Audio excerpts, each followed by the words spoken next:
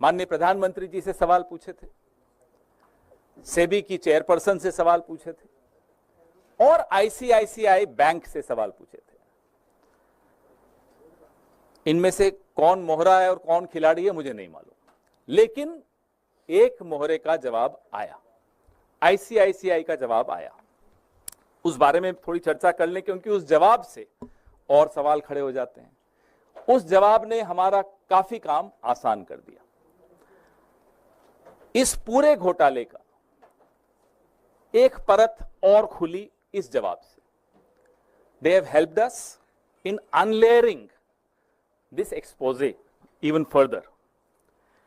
तो आईसीआईसीआई कहता है कि माधवी बुच जी को जो उनका कार्यकाल था आईसीआईसीआई में, उसका रिटायरल बेनिफिट मिला, तनख्वाह नहीं थी। ये सेवानिवृत्ति के पश्चात जो उनको पैसा देना था वो था। अब मैं अपने साथियों से कहूंगा कि वो टेबल खोलें, क्योंकि वो टेबल बहुत कुछ बताता है। इसको थोड़ा आपको दिख रहा है ये टेबल अच्छी तरह? नहीं, यहां से पीछे दिख ही रहा। तो आप देखेंगे कि माधवी बुच जी आईसीआई से रिटायर हुई और उस वक्त उनको कुछ ग्रेच्युटी मिली। टेबल में आप देखिए 71,90,000 2013-14 में उनको ग्रेच्युटी मिली। उसके आगे लिखा हुआ है अलाउंस ग्रेच्युटी फंड।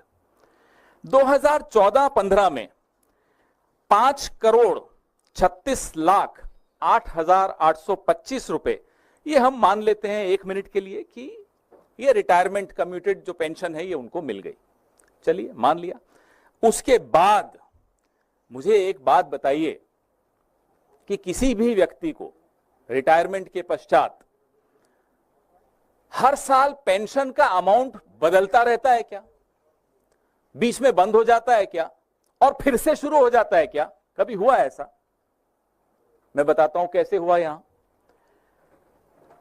अगर 2014-15 में सब सेटलमेंट हो गई आईसीआईसीआई की और माधवी बुच जी की, और 2015-16 में उस टेबल में आप देखिए कि उनको वहां से कुछ नहीं मिला, नो सैलरी लिखा हुआ है, तो फिर 2016-17 में फिर से क्यों मिलनी शुरू हो गई? ये ऐसी कौन सी पेंशन है? सेटलमेंट हो गया, 5 करोड़ के लगभग आपने दे दिया, ग्रेच्युटी आपने दे दी, फिर आपने देना बंद कर दिया, लेकिन 16-17 में फिर से शुरू कर दिया। ये बड़ी चमत्कारिक पेंशन है, फिर से मिल गई। ना केवल इतना, अब मैं आपको इस टेबल पे फिर से देखने को कहूंगा।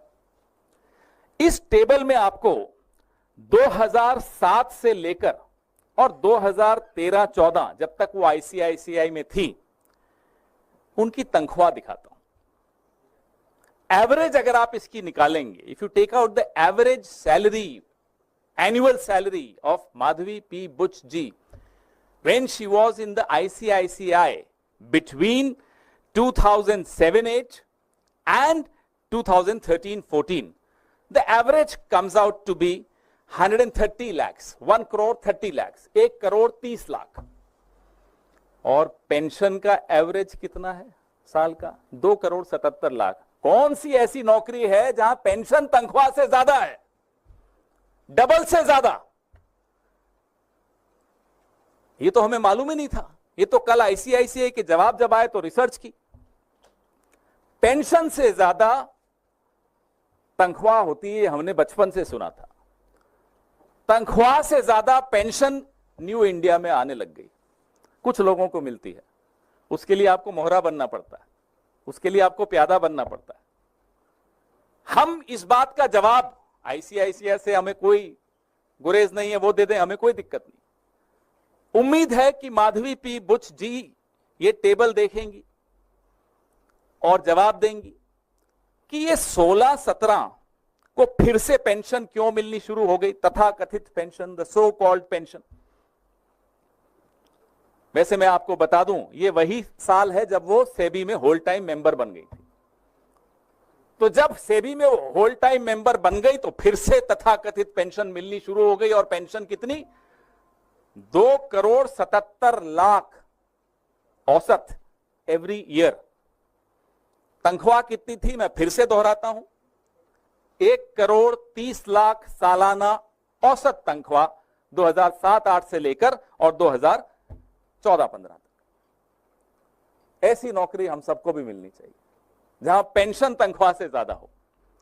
अब उन्होंने दूसरा मुद्दा आईसीआईसीआई ने जवाब दिया ईसॉप्स का। यह बड़ा महत्वपूर्ण मुद्दा है।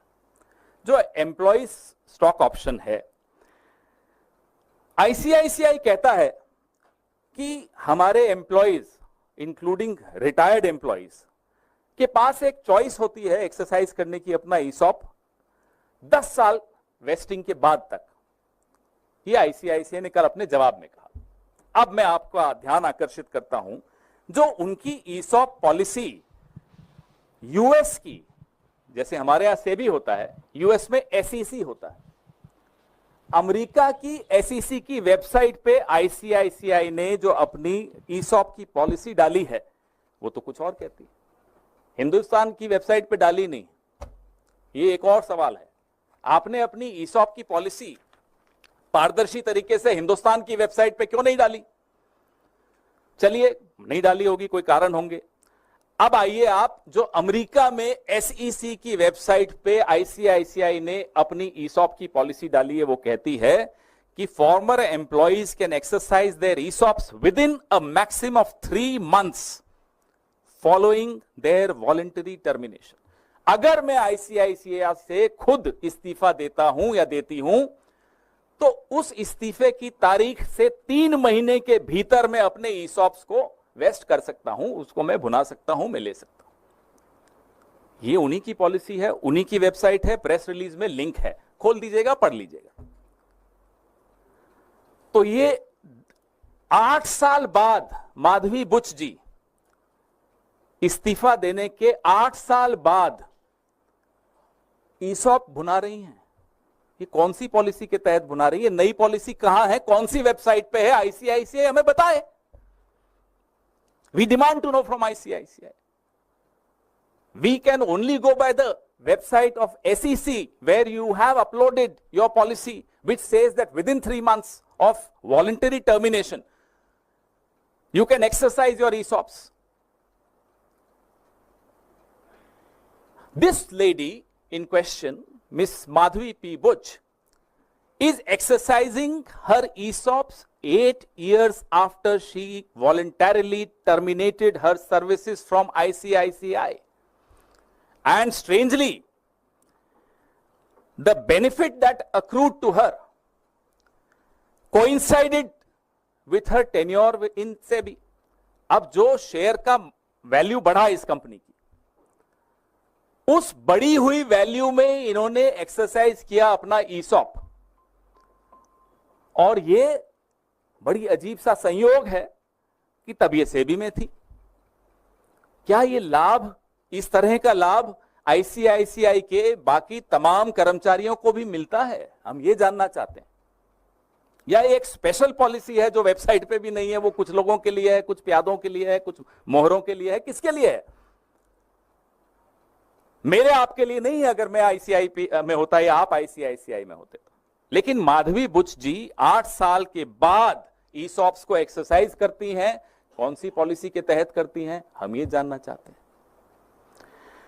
फिर अब ईसॉप पे जो टीडीएस दिया, ईसॉप पे एक सवाल हम और पूछना चाहते हैं, मैं भूल गया, माफी चाहता हूं, कि जो ईसॉप्स आपने माधवी बुच जी को दिए वो कहां से दिए होंगे? वो एम्प्लॉइज ईसॉप्स ट्रस्ट से दिए होंगे, किसी का हक मार के दिए होंगे, और एम्प्लॉइज का आपने हक मारा और माधवी बुच जी को आपने उपकृत किया, उनको ऑब्लाइज किया। बताइए, अगर गलत है तो जवाब दीजिए। ईसॉप भी तो ट्रस्ट से ही आएगा। उस ट्रस्ट में जो ईसॉप्स हैं, अगर मैंने ज्यादा ले लिए तो विनीत जी को नुकसान होगा। कितने ऐसे कर्मचारियों को आपने नुकसान दिया और 8 साल बाद एक्सरसाइज करने का इनको अधिकार दिया, यह हम जानना चाहते हैं। अब आइए आप तीसरे और आखिरी मुद्दे पर। The last and the third point is the TDS on ESOPs. जो टीडीएस था ईसॉप्स पे आईसीआईसीआई ने दिया माधवी बुच जी के बिहाफ पर, हम ये जानना चाहते हैं कि क्या ये नीति, ये पॉलिसी तमाम आईसीआईसीआई के अधिकारियों और कर्मचारियों के लिए भी आप करते हैं कि उनके ईसॉप्स पे टीडीएस आप देते हैं? Do you do this, do you extend this courtesy to every employee of ICICI that you pay the TDS on their behalf? And ये जो टीडीएस आपने दिया, जो अमाउंट है उस टीडीएस का आपने पे कर दिया माधवी जी के बिहाफ पर, तो क्या वो माधवी बुच जी की इनकम में माना नहीं जाएगा? हम और आप इनकम टैक्स देते हैं, हम सब थोड़ा बहुत समझते हैं इनकम टैक्स को, और अगर वो उनकी इनकम में है, she should be tax for it. तो आईसीआईसीआई ने ये टीडीएस अमाउंट को टैक्सेबल इनकम में क्यों नहीं दिखाया माधवी जी की? ये इनकम टैक्स का नॉन कंप्लायंस है इनकम टैक्स एक्ट का। हम एक और आरोप लगाते हैं, नया आरोप है। हम इंतजार करेंगे, आईसीआईसीआई जवाब देना चाहता है दे, एसईसी को भी दे कि साहब हमने जो आपकी वेबसाइट पे पॉलिसी डाली है अमेरिका की वो अलग है, हिंदुस्तान में हमने वेबसाइट पे नहीं डाली, लेकिन यहां अलग पॉलिसी है, और यहां भी माधवी जी के लिए एक अलग पॉलिसी है, बाकी कर्मचारियों के लिए अलग पॉलिसी है ईसॉप्स की। बताएं, वी डिमांड टू नो। नहीं तो माधवी जी जवाब दें। हमने कल भी उनको आग्रह किया था कि आप खुद जवाब दीजिए, नहीं तो हम हर दूसरे दिन आएंगे, कुछ नई बातें करेंगे, कुछ नए खुलासे करेंगे, क्योंकि अभी तो ये शुरुआत है। As I said, this is the tip of the iceberg. आपके सवाल, ये टेबल वापस लगा दीजिए ताकि ये देखते रहें।